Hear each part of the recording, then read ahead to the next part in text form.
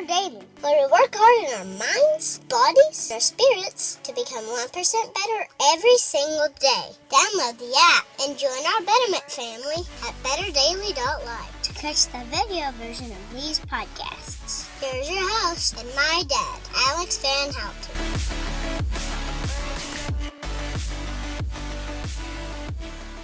What is up, Betterment family? This is Alex Van Houten in Better Daily Live. Happy Tuesday. It's Nutrition Tip Tuesday, and I'm super stoked today to talk to you about the power of journaling. And so, before we get there, this is in honor of the Faithful 40 Challenge registration that's happening right now. If you haven't gotten on the list and signed up and said, yes, I'm going to join the Faithful 40 Challenge. Yes, I'm committed to making a daily post. Here's what I'm interested in working on over the next 40 days. Then do that. I'm putting the link in the replay to this video. And I invite you to join friends and family that you would like to start off this year on a powerful foot. It starts January 1st and will end February 10th.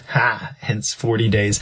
And I'm really excited about what I'll be working on over the Faithful 40 Challenge. And I'm really excited about what our community is working on. We've had several people dive in and say, yes, let's do this thing. I'm ready to start 2022 off on a powerful foot. So today we're going to be talking about nutrition journaling. And I'm sure you've heard before that you should keep a food journal. I don't know if anybody's ever told you why though. And so that's what I'm going to do today, is talk to you about the power of it, and then also what I've experienced with clients in the past. Now, first of all, most people know that there are apps and stuff that you can journal with, right? That you can, food journaling is literally just keeping track of the food that you eat. And if you've ever tried to count calories maybe, or heaven forbid, you've had a food sensitivity that was really hard to pinpoint, or some kind of digestive issue where you were dealing with an allergy, then maybe you've kept track of the food you ate, right? So if I ask you, hey, what did you eat last Thursday? Most people can't tell me. Most people have no idea what they ate last Thursday. But if I say, how's your nutrition going? Most people would say, it's going decent. You know, there's a few things here and there I could change, but for the most part, I eat pretty healthy. That's what most people say. Now, what I find is that when people journal, that they start seeing things that are happening in their day that they had no idea was happening in their day, right? So, first of all, you don't need a fancy app to have a meaningful food journal. The very first client I ever asked to keep a food journal, this was before MyFitnessPal. You couldn't open it up on your phone and start looking up the calories and stuff. The very first client I ever asked to keep a food journal literally just took a spiral notebook, a small spiral notebook, and wrote down everything she ate. And it wasn't amounts. We didn't say, I had 1 cup of oatmeal, or, I had 3 slices of deli turkey on my sandwich. It was literally like 9 a.m., eggs and salsa, 12 p.m., salad and ranch and diced chicken, or something like that, right? So she was literally just writing down her foodstuffs. And what was crazy is, after a week, she came back, and I think she was expecting, when she handed me her food journal, I think she was expecting me to say, oh, wow, we could do this better, we could do that better, let's change this, wow, why'd you have that as a snack?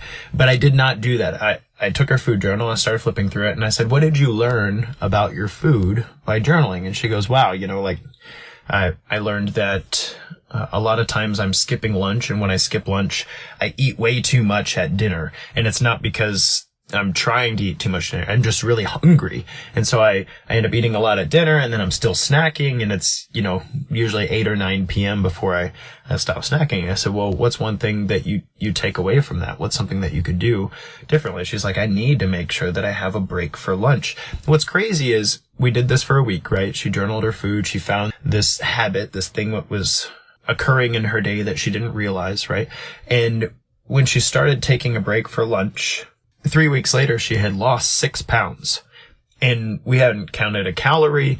We hadn't started cutting out sugar. We weren't trying to add protein. All we did in her food journaling journey was just notice that there was a trend, and that the trend was really shooting her in the foot with regard to her habits. Because something that happens in the health and fitness world is you'll hear somebody say something that sounds really intelligent, like, hey, our metabolism's higher in the morning, and so we should have big breakfasts and we should taper off through the day and have small dinners.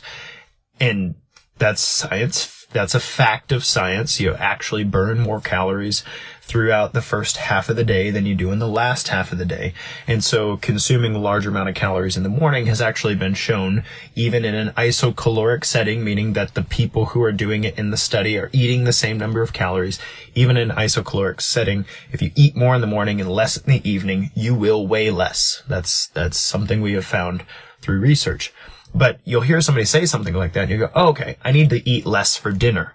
And so you try to do that. You come to the table and you portion your stuff just so, and so you eat that, and then you go to bed really hungry, and then you wake up hungry, and then you eat breakfast, and then you try to do the small dinner thing again tomorrow. And 5 or 6 days later, you might see some results, but you're also starting to build this frustration and resentment toward being hungry after dinner. Like, what?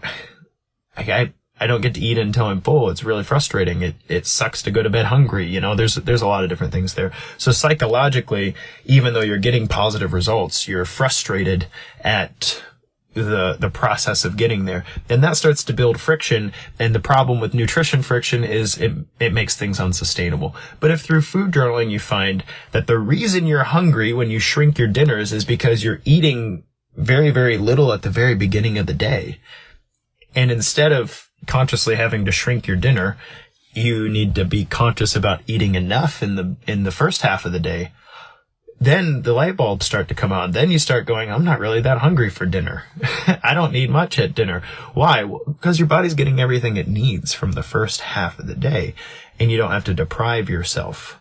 You don't have to, and when I say deprive yourself, I see a lot of value in hunger, and I can talk about fasting at a different point, but depriving yourself means you're asking your body to do the same functions on less nutrients.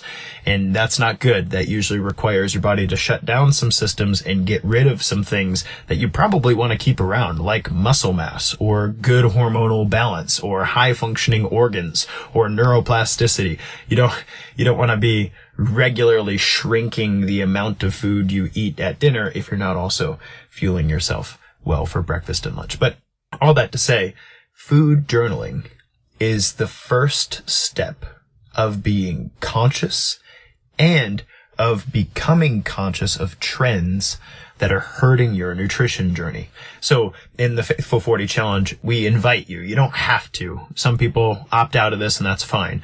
But we invite you to share your food journal with the group every single day. And some people type it out. They're like, hey, breakfast I ate this, and lunch I ate this, and dinner I ate this. Some people, this is me personally, I like to throw it in the MyFitnessPal app and share my screenshots with you guys.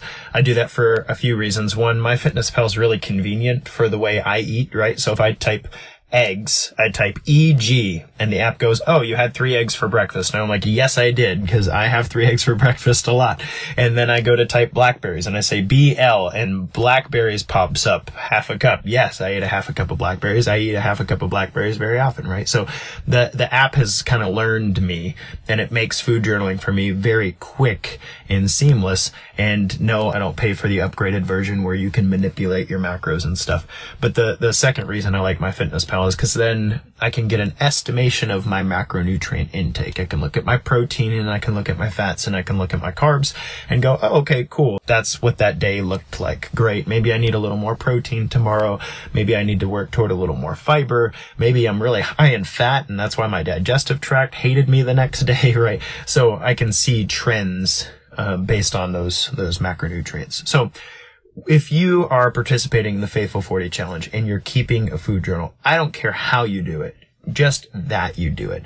And I'm so excited for you to see what happens when you become conscious of your food. My client that I told you about, who started food journaling with me back before MyFitnessPal, one of the things she said that I'll never forget, we were about 3 weeks in, and I said, what do you learn from journaling your food this week? And she goes, I had this work party that I went to, and there was great finger food everywhere.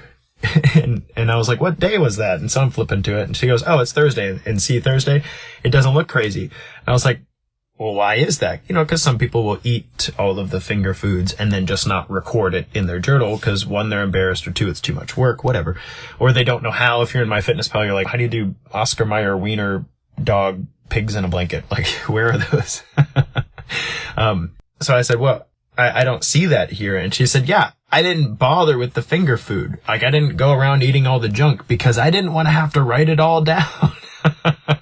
So she stuck with the fish that they had there. It stuck with the salad that she had there, stuck with her unsweet tea, and had a grand old time at the party where she normally would have had, a whole bunch of food in her face that the next day would have made her body feel yucky and wasn't really helpful to her whole fat loss journey thing that we were on, and also probably wasn't beneficial for her hormonal system. And so all that to say, there are some other benefits to journaling. When you start to become conscious of what you're putting in your face, just with that extra step of having to write it down or put it into an application, the awareness is very powerful as well. You start becoming aware of what you're doing. And when you take your focus, the attention of your conscious mind, and you place it on something, then you can actually start to make changes to it.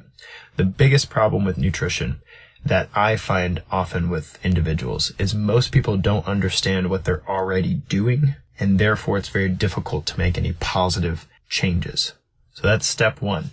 Become conscious, become aware of what you're already doing, and then you'll have a great springboard by which to make some positive and powerful changes and not have to resent them and not create nutrition friction, but actually to appreciate the change that needs to be made and do so consciously. I nutrition journal myself. I've been doing this for a long time. I've been in the health and fitness industry for 16 years. I still nutrition journal a couple times a year. I'll pick a span of time, like I'll do during the Faithful 40 challenge, and I'll journal, and I'll see what sorts of trends that I've noticed have cropped out in what I'm doing in life, and whether or not there are any changes that I need to make to those positively. And I always find it helpful and beneficial, and I always learn something new about myself and what I need to do, nutritionally speaking, on my betterment journey. I hope you'll join me in that. So, nutrition journaling, do it. Join us for the Faithful 40 challenge and share your journal publicly. And that will be a powerful incentive to start putting your mind on the things that matter and that you can make changes in. This has been Alex Van Houten with Better Daily Live. Thank you for joining me on Nutrition Tip Tuesday. Tomorrow is Wildcard Wednesday, and I've got a treat for you. I will see you then, and until then, it's just 1%. You got this.